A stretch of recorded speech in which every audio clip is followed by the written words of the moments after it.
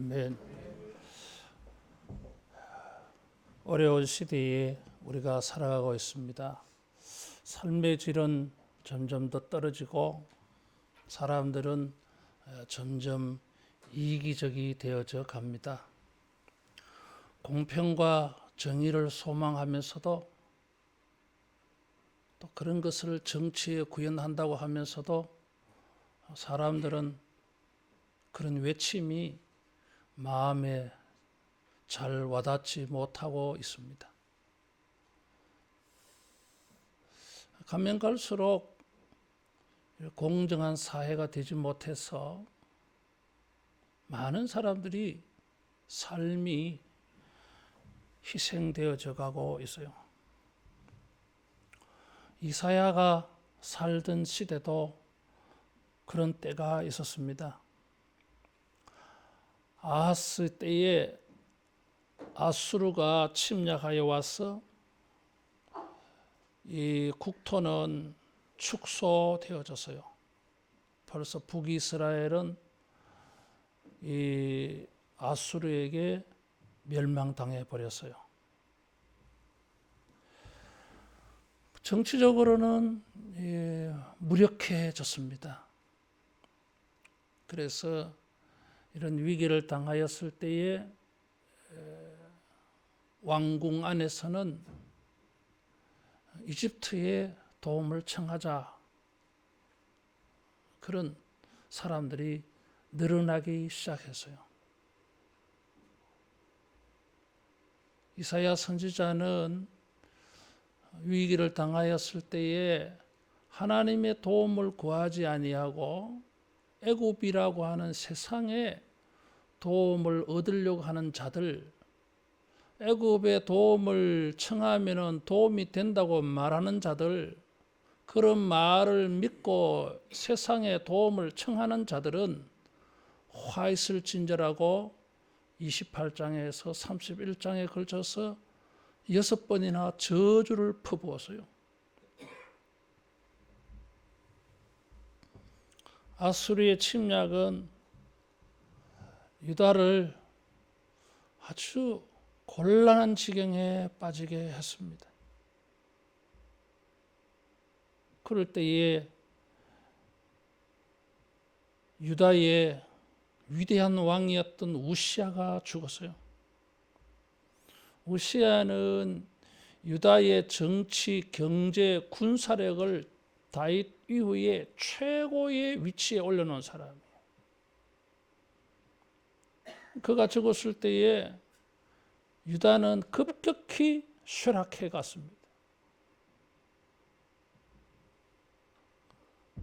이사야는 절망감에 빠질 수 없었을 거예요. 그럴 때에 이사야가 선지자로 부름을 받았어요. 그것이 이사야 6장에 나와요. 이사야가 선지자로 부름받을 때에 예루살렘 시민들은 절망에 빠질 때였습니다. 위대한 왕, 정치가, 군인, 나라를 부국 강병에 놓이게 했던 우시아가 죽었으니까 걱정이 얼마나 대단했겠어요. 그럴 때에 성전에 가서 하나님의 보호자를 봤어요. 그래서 이 허무감에서, 상실감에서 이사야가 마음을 다독일 수가 있었어요. 마찬가지로 아수리의 침략으로 말미암아 예루살렘은 황폐해졌습니다. 그것은 예루살렘에 대한 하나님의 심판이었어요. 공의와 정의가 무너진 사회에 대한 하나님의 심판이었습니다. 그런데 그 심판에는 다른 이면이 있었어요. 하나님께서는 이 예루살렘과 시온을 심판하셔가지고 다시 공평과 정의의 시온, 정의와 공의가 강같이 흐르는 예루살렘, 이것을 만드는 기회로 삼았습니다. 어떤 사람이 그런 말을 했어요. 따라하겠습니다. 위기는 기회다. 그런 말을 했어요. 위기는 기회다 그랬어요. 예루살렘의 이런 위기를 가지고 하나님은 새로운 기회로 만드셨습니다.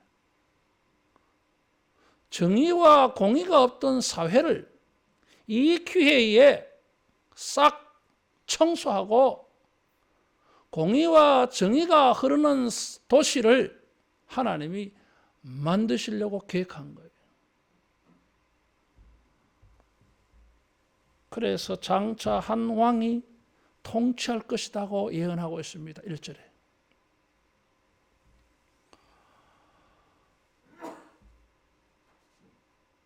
어떤 사람들은 이 왕이 히스기야가 아니냐 그런 해석을 하는 사람도 있습니다.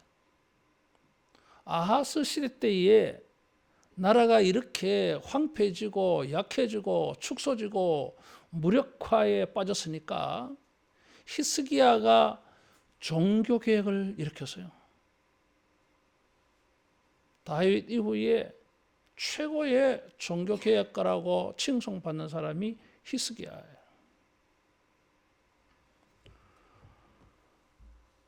히스기야의 종교개혁으로 말미암아 사람들의 신앙이 회복되어지니까 사회가 많이 달라졌어요. 삶의 질이 많이 달라졌어요. 따라하겠습니다. 신앙의 회복이 삶을 회복해 한다. 신앙이 회복되어져야 개인이든지 공동체든지 국가든지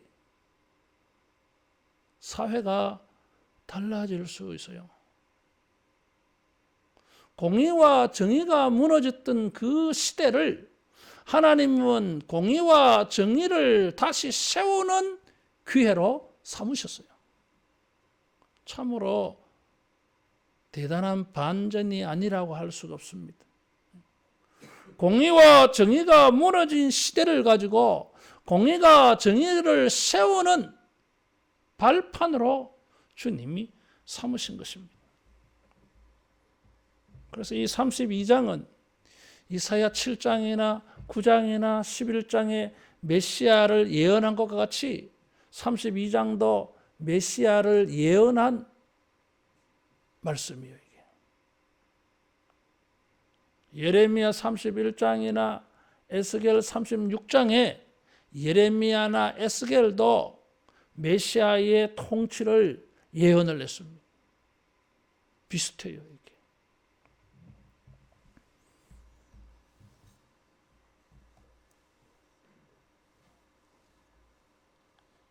구절 이하에 우리가 읽지는 않았지만은 하나님은 공의와 정의가 없는 시대를 파괴, 심판해 버리시고 공의와 정의가 넘치는 사회를 만드십니다. 황폐해진 곳이 12절에 보면 좋은 밭, 열매가 많은 포도나무가 심판을 받아서 황폐해져 버렸어요. 13절에 내 백성의 땅에 가시와 찔레가 나며 희락의 성읍 기뻐하는 모든 집에 황폐해져 버렸어요. 궁전이 폐한 바가 된다 그랬어요. 인구가 많던 성읍이 적막하고 그랬어요. 그런데 15절에 보면 마침내 위에서부터 성령을 부어주셔가지고 광야가 아름다운 밭이 되며 아름다운 밭을 숲으로 여기리라. 대평야가 이루어지는 거예요. 그 평야의 작물이 얼마나 무성한지 숲이 되었다 하는 거예요. 나무로 가득 찬 숲이 아니라 대평야의 곡물이 숲을 이룬 풍성한 시대가 될 거라고 말합니다. 바로 이런 것은 이스라엘 사람이 소망하던 일이에요. 우리가 역대기를 통해서 말씀을 들었습니다마는 다윗, 솔로몬 시대의 그 영화를 이 사람들이 꿈꾸고 있어요. 그런 다윗과 솔로몬 시대의 그런 영광과 풍요함이 바로 메시아 통치의 상징이에요. 이게. 그래서 32장은 바로 이런 다윗과 솔로몬 시대의 그 이상으로 자기들이 회복될 것을 말하고 있습니다. 근데 이 32장이 9장이나 11장의 예언과 차이가 있어요. 이사야 7장, 9장, 11장에는 메시아 자신의 공의와 정의의 통치가 강조되고 있어요. 근데 32장에는 변화가 있어요. 여기 32장 1절에 한 왕이 공의로 통치할 것이요 그랬어요. 이것은 이사야가 이미 자주 예언했던 바예요. 9장에서 11장에서 한 아기가 통치할 때는 그 보좌가 영원할 것이고 공의로 통치한다 그래서요. 공의라고 하는 것은 누가 봐도 삐뚤어진 것이나 왜곡됨이 없는 그런 올바른 것을 말해요. 우리는 올바름이 다 다릅니다. 내가 생각하는 올바름하고 다른 사람이 생각하는 올바름이 차이가 있어요. 그래서 사람들은 자기가 옳다 것으로 주장하고 다툽니다. 자기가 옳다 그래요. 누구 말도 듣지 않아. 자기가 옳다는 거죠. 그래서 시끄럽고, 그래서 논쟁이 일어나고, 그래서 다투고 그런 것입니다. 그 옳다고 하는 것이 다 달라. 그런데 메시아의 이 공의는 누가 봐도 옳아. 다른 이견이 있을 수가 없어요.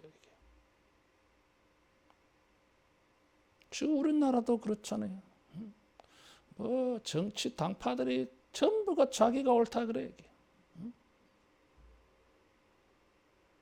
옳은데 왜 서로 다릅니까 이게? 서로 다른 옳음이야 이게. 그래서 옳은 일을 한다고 하는데 상대방은 옳지 않은 불의를 경험을 해. 그게 세상이에요. 근데 예수님의 통치, 예수님의 공의는 예수님도 옳으시고 내가 봐도 옳고 저 사람이 봐도 옳고 불만이 없어. 모두가 승복이 돼요. 모두가 그것을 받아들일 수가 있어. 기쁜 마음으로 수용이 돼. 그것이 예수님의 공평입니다. 뭐 이런 것은 9장에서 11장에서 말했어요. 정말 우리가 꿈꾸는 세상이 바로 이런 것입니다. 한쪽만 옳은 것이 아니라 모든 사람들의 마음에 옳다고 받아들여지는 것. 그런 사회가 이상적인 사회고 그런 사회가 공평한 세상입니다. 어떤 정치가도 어떤 역사도 이런 일을 이뤄낸 적이 없습니다. 그런 공의를 가지고 사람들을 지배했는데 다른 사람들은 불의를 경험하는 거예요. 예수님께서 이 세상을 다스리실 때에는 완벽한 공의로 누구나 모든 사람에게 정의로운 이런 사회가 되어질 줄로 믿습니다. 이런 왕의 공의가 1절에 보니까 방백들이 정의로 다스릴 것이며 그랬어요. 새로운 변화예요. 방백들이라고 하는 것은 귀족들, 지도자들, 부자들, 재판하는 사람들, 권력층에 있는 사람들이에요. 메시아의 공평의 통치가, 메시아가 공의로 정치를 하니까 신하들도, 지도자들도, 지방 장관들도, 공무원들도, 부자들도, 재판하는 사람들도 전부가 메시아의 공의의 통치를 받들어 섬겨서 자기들도 정의롭게 행한다고 하는 것입니다. 똑같은 의를 말하는데 성경에는 뉘앙스를 다르게 해서 공의, 정의라고 하는 단어를 사용하고 있어요. 공의라고 할 때는 관습적으로, 도덕적으로, 윤리적으로 큰 개념의 의로움이에요. 정의라고 하면은 법과 관련해서 말하는 것입니다.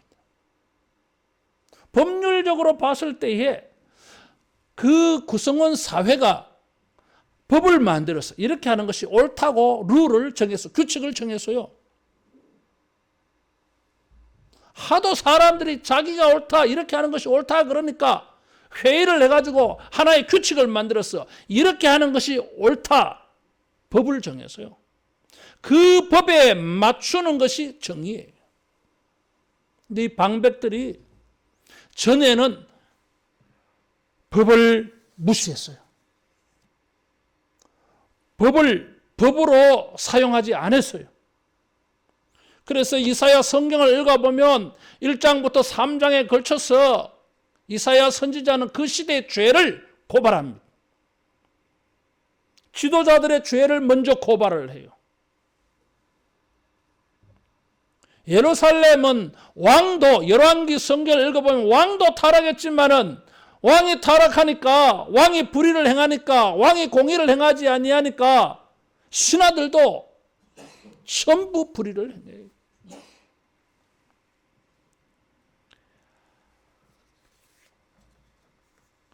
우리 성경 한번 찾아보겠습니다. 1장 23절.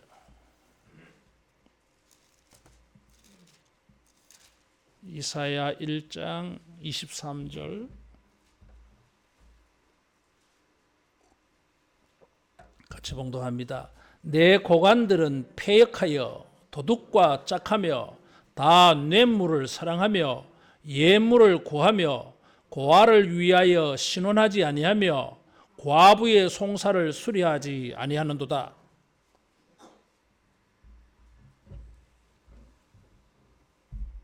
이 관원들이, 관리들이, 공무원들이, 힘 있는 사람들이 다른 사람을 도와줘야 할 힘을 가지고 있는 사람들이 다른 사람을 도와주기는커녕 전부 이기적으로 부정, 부패, 부정, 축제 이렇게 한 거예요. 그런 사람들이었어요. 그런데 이런 신하들이 메시아가 공평으로 통치하니까 신하들이 변화되어졌어요.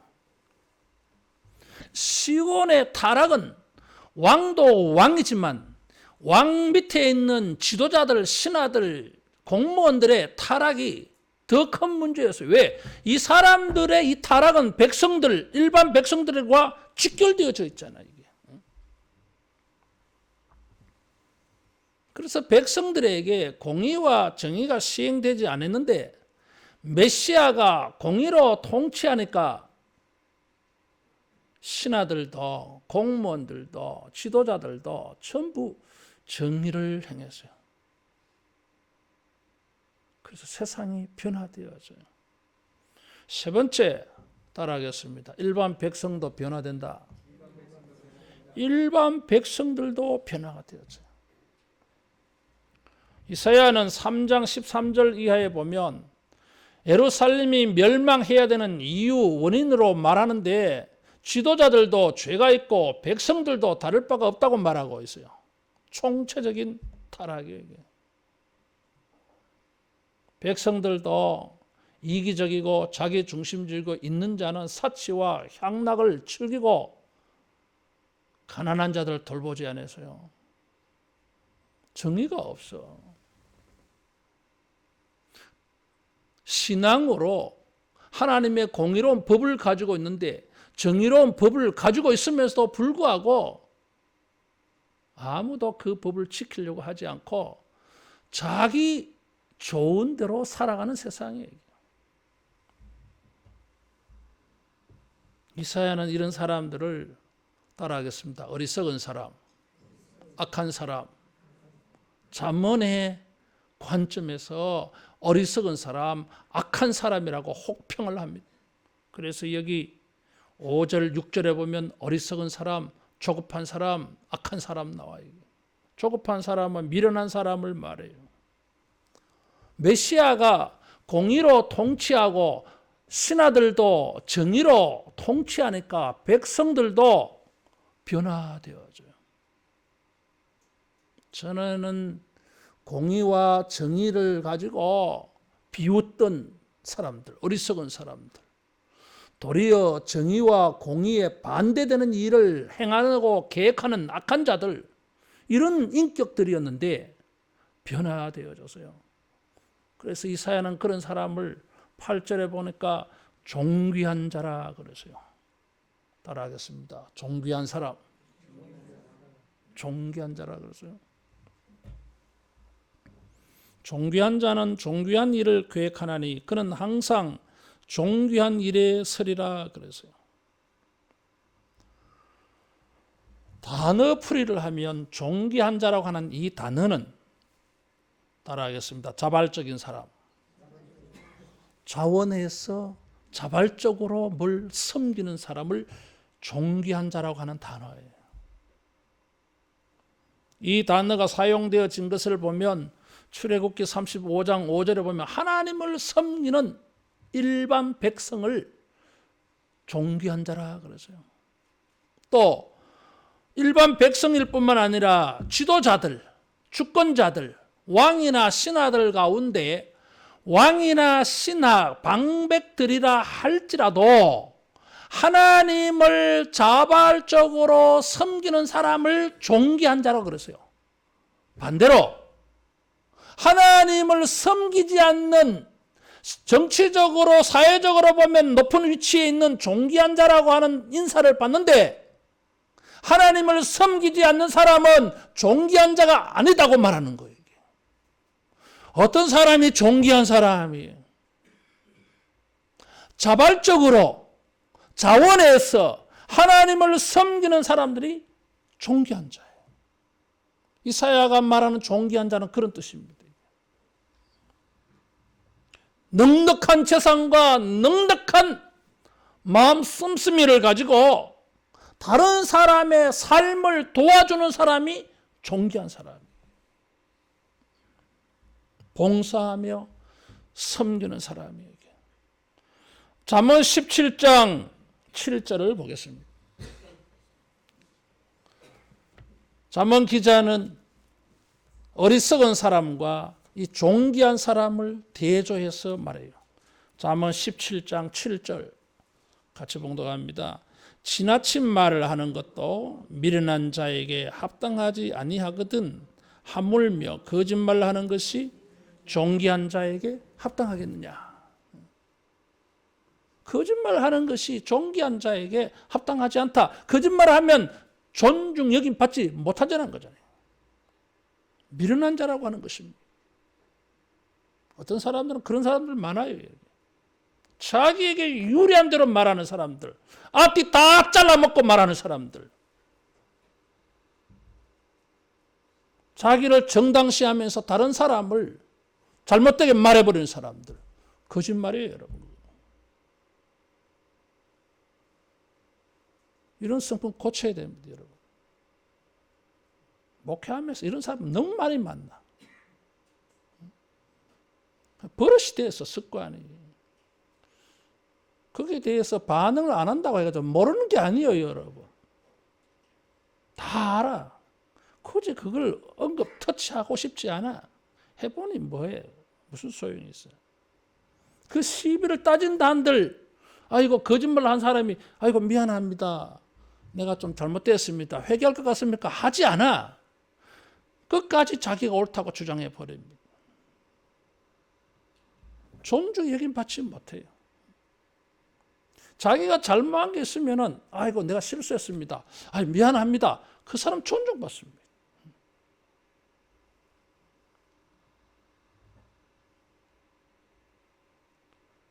어제 친한 친구하고 논쟁을 좀 했어요. 그래가지고 내가 화가 좀 났어. 앞으로 전화하지 마 이제. 화가 나가. 좀 오바해서 쇼를 좀 했어요. 간다. 근데 오후에 전화가 왔어. 화 많이 났지? 그러면서. 그래 화났다 왜? 내가 모른 척, 마음이 안 풀어진 척 하면서 그랬어요. 잘못했다 이러더라고. 뭐 잘못했어? 사과 안 받을 거야 하지 마. 내가 쇼를 했어요. 아이고 참내 잘못했다 하는데 그 카노. 내일 주일인데 내 사과 안 받으면 설교 못할 걸 이러더라고. 아니 이 사람이 내일 내가 뭘 설교할지를 아나. 쇼를 내가 좀 했어요. 그 사람이 커 보이잖아. 자기가 잘못한 것을 잘못했다고 말하니까 그 사람이 존중받잖아요. 이게 존귀한 자예요. 넉넉한 마음 씀씀이를 가지고 있어. 17장 26절에는 이 사람을 귀인이라고 번역을 해놨어요. 자, 한번 17장 26절 보시면 미련한 의인을 벌하는 것과 귀인을 정직하다고 때리는 것은 선하지 못하니라. 여기 귀인이라는 말이 존귀한 자다는 단어가 똑같아요. 이게.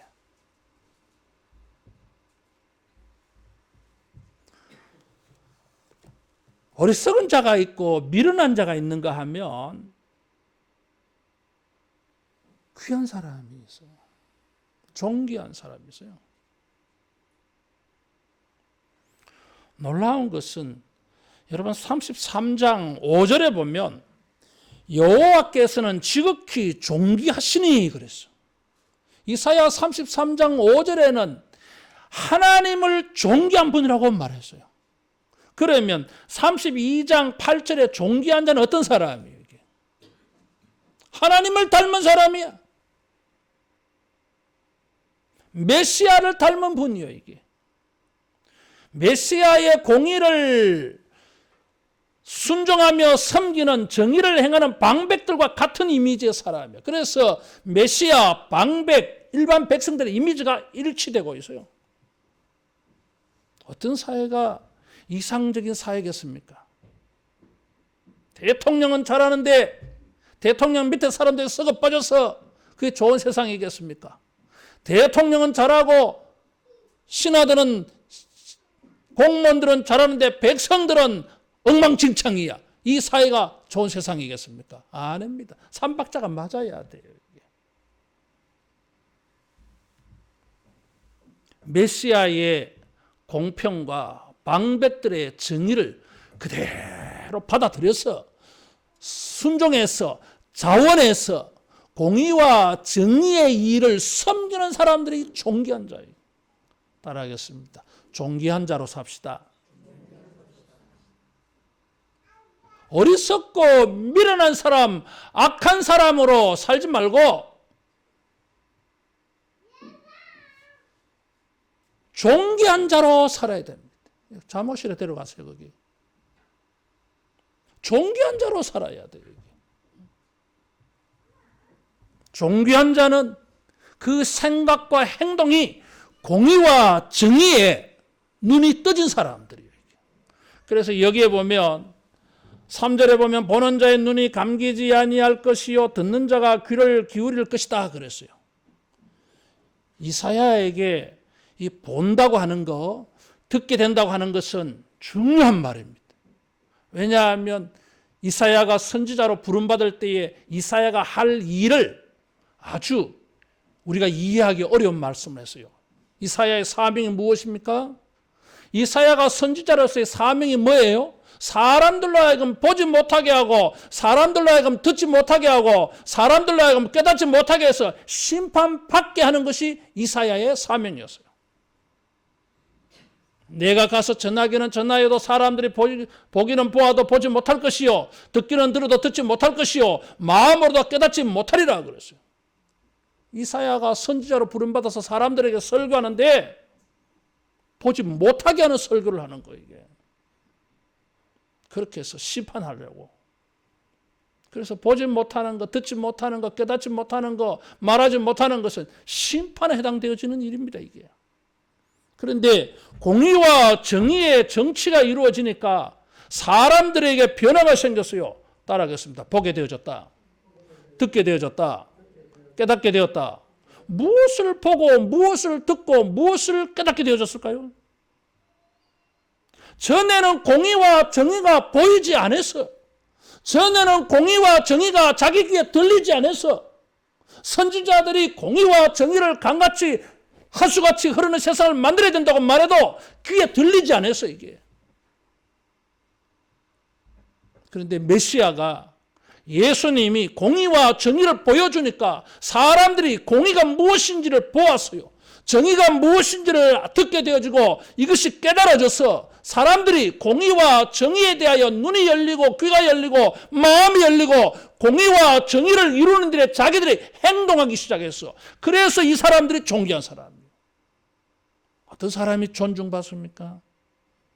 공의와 정의를 말하고 그것을 깨닫고 그것을 행동하는 사람이 여러분 존중받을 줄로 믿습니다. 이사야 예언에는 사람들에게 하나님이 잠자는 영, 보지 못하는 영을 주어가지고 듣지도 보지도 못하게 한다 그랬어요. 29장에도 30장에도. 그런데 이제 보여요 이게. 공의와 정의가 눈에 보여. 공의롭지 못한 것, 정의롭지 못한 것이 눈에 보이기 시작했어. 사람들이 말하는 것을 들을 때 공의로운 것이 들리고 공의롭지 않는 것이 들리기 시작했어요. 이게. 그래서 존귀한 삶이 시작되어진 것입니다. 따라하겠습니다. 보여야 된다. 들려져야 된다. 깨달아져야 된다. 사도 바울은 에베소 교회에 편지하면서 에베소 1장 13절 이하에 보면 에베소 교회를 위해 기도해 줬어요. 그 기도의 내용이 뭐예요? 너희 눈이 밝아 마음이 밝아져서 하나님을 알게 되기를 바라고 그리스도 안에서 하나님이 우리에게 주신 영광스럽고 풍성한 기업을 보기를 원한다. 그리스도 안에서 하나님의 능력을 보기를 원한다. 보기를 원하도록 기도해 주었어요. 하나님의 존귀함을 닮은 사람으로 우리가 존귀하게 살기 위해서는 보여져야 됩니다. 이게. 볼 수 있어야 돼요.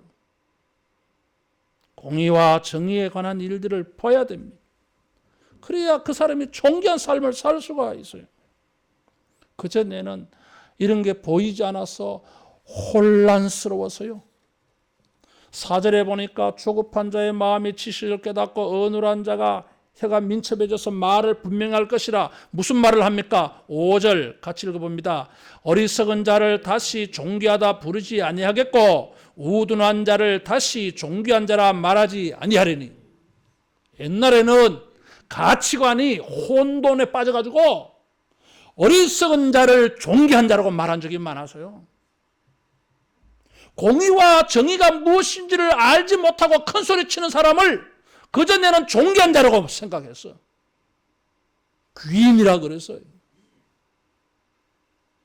공의와 정의에 관한 일을 주장하지 않냐고 이기적이고 향락의 사치에 자기 중심적인 삶을 사는 사람을 그전에는 존귀한 자라 귀인이라 불렀어. 가치관이 혼란스러워졌던 거예요. 이게. 근데 메시아가 와서 공의와 정의를 보여주니까 사람들이 구분되어졌어요. 세상적으로 볼 때는 저 사람을 존귀한 자라고 말하지만 영적인 안목으로 하나님의 존귀한 눈으로 바라볼 때는 존귀한 사람이 아니야. 저 사람 어리석은 사람이야. 무엇이 공의고 정의를 모르니까 어리석은 사람이요. 공의와 정의를 모르고 그 일을 고집 부리고 있으니까 그 사람은 미련한 사람, 악한 사람이요. 존귀한 자가 아니에요. 주님을 통해서 공의와 정의에 눈이 떠지고 귀가 열리고 마음이 열리니까 사람들이 구별되어졌어요. 그 말은 공의와 정의가 구별되어진다는 거예요. 과거의 시대는 혼돈의 시대였어요. 이사야 3장 4절 5절 보겠습니다.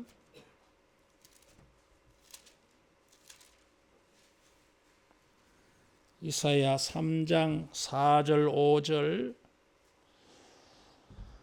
같이 봉독합니다. 그가 또 소년들을 그들의 고관으로 삼으며 아이들이 그들을 다스리게 하시리니 백성이 서로 학대하며 각기 이웃을 잔해하며 아이가 노인에게 비천한 자가 존귀한 자에게 교만할 것이며. 이게 뭐예요? 가치관이 뒤집어진 사회예요. 이게 누가 다스려야 됩니까? 경험 있는 사람, 공의와 정의로운 마음을 가지고 있는 사람이 다스려야 될 거 아닙니까? 근데 철부지가 다스려. 철부지가 뭘 압니까? 어리석은 자예요. 이게 공의와 정의를 알지 못하는 사람이 다스린다는 거예요. 이게 그래서 어리석은 자, 그래서 아이라고 표현한 거예요. 이게 어리석은 이런 공의와 정의가 무엇인지를 모르는 사람이 다스려서 사회가 좋은 세상이 되겠습니까? 될 수가 없어요. 그 자신이 공의가 정의를 모르는 애인데. 그러니까 무슨 일이 생깁니까? 아이가 노인에게 비천한 자가 존귀한 자에게 교만한다 그랬어요. 이거 악한 거예요, 이게. 그래서 이런 시대의 사람들이 희한한 말을 해요. 작년에 새벽 기도하다가 말씀이 탁 떠올랐어요. 그래서 내가 기도하다가 탁 멈추고 탁 찾아봤어요. 그래서 내가 어떤 목사님에게 그날 아침에 편지를 보냈어요. 목사님, 내가 오늘 아침에 말씀을 묵상하고 기도하다가 이 말씀이 생각이 나서요. 그러면서 목사님이 생각이 나서 내가 이 말씀을 목사님과 나눠야 되겠다 싶어서 내가 전합니다. 그 전했어요. 5장 20절 5장 20절에서 21절 같이 봉독합니다. 악을 선하다 하며 선을 악하다 하며 흑암으로 광명을 삼으며 광명으로 흑암을 삼으며 쓴 것을 단 것으로 삼으며 단 것으로 쓴 것을 삼는 자는 화 있을진저 스스로 지혜롭다 하며 스스로 명철하다 하는 자들은 화 있을진저. 여기 화 있을진저 나와. 그 가운데 20절 이 말씀을 편지를 보내서요. 악을 선하다며 선을 악하다며 흑암을 광명이라며 광명을 흑암이라며 쓴 것을 단 것이라 말하고 단 것을 쓴 것이라고 말하는 자들은 화 있을진저. 정의롭지 않잖아요. 옳지 않잖아요. 이게 전부 거짓말이잖아요. 이게 이런 시대였어요. 사람들이 이런 말을 했어요. 이런 말을 했다고 하는 건 뭘 의미합니까? 그렇게 살았다는 거예요. 이게 이렇게 사니까 공의와 정의가 없어요. 이게 무엇이 공의고 무엇이가 정의인지 구분을 할 수가 없었어. 정의와 공의를 본 적이 없었어요. 정의와 공의를 들은 적이 없었어. 그래서 정의와 공의가 뭔지도 몰라. 그렇게 이렇게 된 거예요. 이게. 근데 예수님이 오셔서 공의가 무엇인지 정의가 무엇인지를 보여주시고 말씀으로 가르쳐 주셨어요. 그래서 사람들이 눈이 떠졌어. 아, 이런 것이 공의구나. 아, 이런 것이 정의구나. 깨달아졌어요. 그래서 사람들이 그런 삶을 살게 되어져 가지고 그래서 사람들 무슨 말을 들어요? 따라하겠습니다. 존귀한 분이다. 이런 인사를 듣게 되어진 거예요.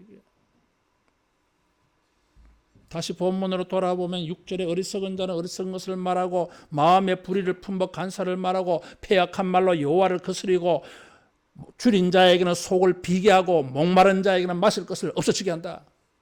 얼마나 이게 패역한 짓입니까? 배고픈 사람에게 먹을 걸 줘야 되잖아요. 더 배고프게 만들어버려. 지금 막 갈증이 나는 사람이 있는데 그 사람에 물을 줘야 되는데 물이 있으니까 그것을 탁 쏟아버려서 마시지 못하게. 얼마나 잔인해요 이게. 공의와 정의의 마음이 없어요 이게. 폐역한 거예요 이게.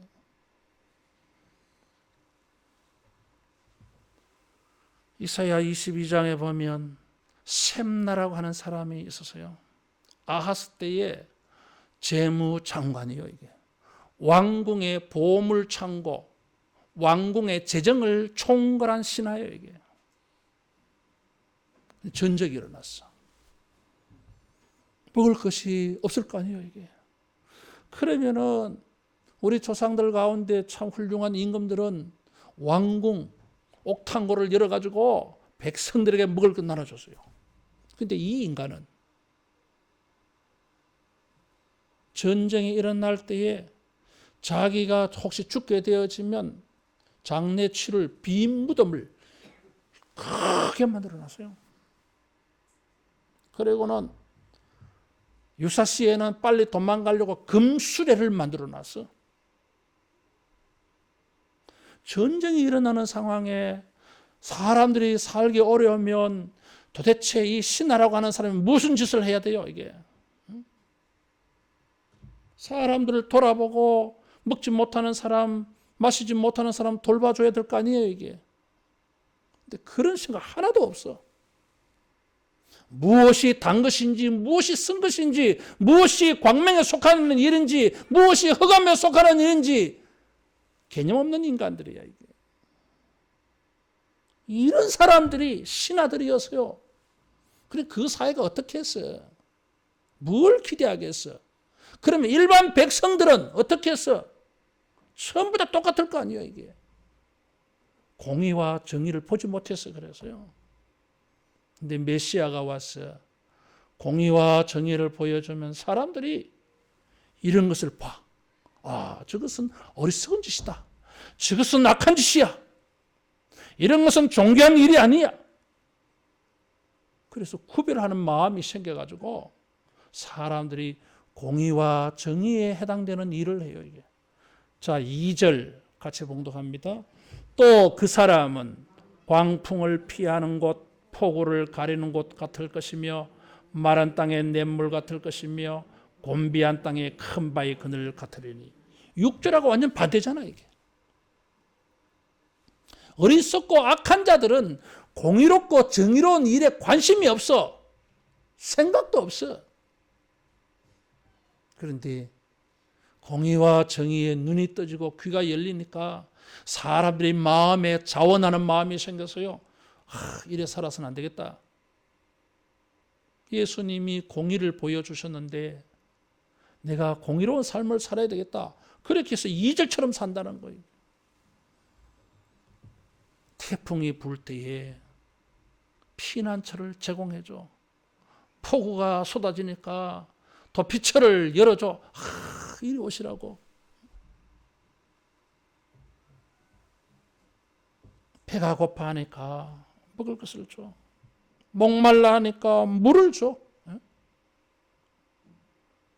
쉬운 거잖아요. 이게. 여기 원리가 있어요. 따라하겠습니다. 다른 사람을 편안하게 하고 상쾌하게 해주자. 다른 사람을 편안하게 해주고 상쾌하게 해주고 다른 사람의 배를 든든히 해주고 이게 존귀한 일이에요. 이게. NIV 성경은 여기 32장 2절에 그 사람, 여기 한 사람이 있어서 그래서요. 이것을 NIV 성경에는 각자 그래놨어. 각자. 한 사람이 아니고 한 사람 이렇게 그런 뜻이라는 거예요. 각자. 예수님에게서 공평과 정의를 보고 들은 사람들은 자기도 이런 삶을 산다는 거예요. 그래서 마태복음 25장 40절 이하에 보면 종말에 사람들을 두 그룹으로 나누어서 예수님이 재판을 해서요. 오른쪽에 있는 사람들에게 너희는 내가 배고팠을 때 먹을 것을 주었고 내가 목마르었을 때 물을 주었고 그랬어. 예수님의 그 말씀이 어디서 나왔겠어요? 이사야 32장 여기서 나온 거예요. 이게 메시아가 통치할 때에 사람들이 공의와 정의에 눈이 떠져서 존귀한 일을 하는 존귀한 사람이 되어지는데 그게 뭐예요? 이게 가난한 자에게 먹을 것을 주고 목말라는 사람에게 물을 주어서 사람들의 몸과 마음을 상쾌해지게 해주는 사람이, 자원하는 사람, 섬기는 사람.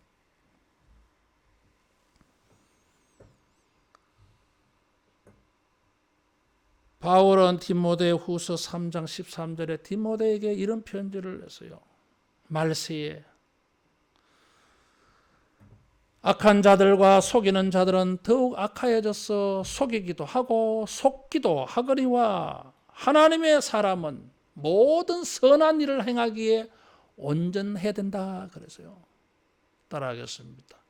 선한 일을 행하는 일에 온전한 사람, 그 사람이 존귀한 자예요.